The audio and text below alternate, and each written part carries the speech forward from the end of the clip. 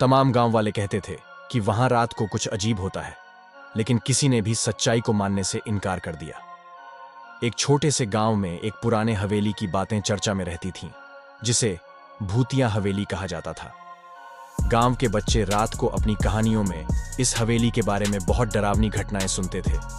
कहते थे कि वहां रात को कुछ अनजान आवाजें सुनाई देती और किसी की चीखें सुनने को मिलती थीं। एक रात एक उत्साही छात्र नामक राज ने अपने दोस्तों से कहा, मुझे यकीन है कि वह सभी कहानियां झूठी हैं और वहां कुछ भी नहीं होता।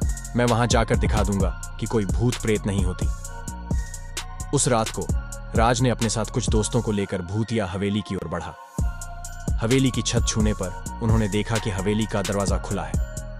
राज ने दोस्तों से कहा, यह सब बकवास है, चलो अंदर घूमते हैं। उन्होंने हवेली के अंदर कदम रखा और अचानक से दरवाजा पीछे से बंद हो गया।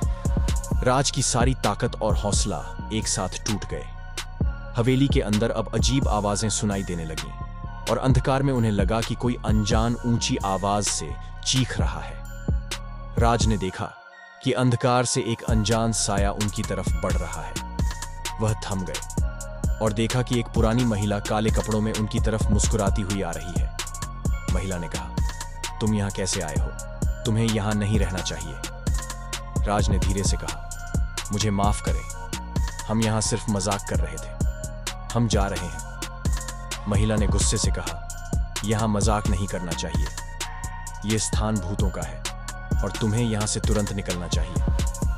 राज और उसके दोस्त तुरंत हवेली छोड़कर बाहर निकले और उन्हें यह अनुभव कभी नहीं भूला गया। गांव वालों ने रात की उस घटना को सुनकर सच्चाई मान ली और भूतिया हवेली को और भी अधिक डरावना मान दिया। राज और उसके दोस्तों ने अपनी गलती से सीखा कि कभी-कभी हकीकत सुनी जाने वाली कहानियां भी वास्तविक हो सकती हैं और भूतों का साया कहीं न कहीं हमेशा हमारे आसपास हो सकता है।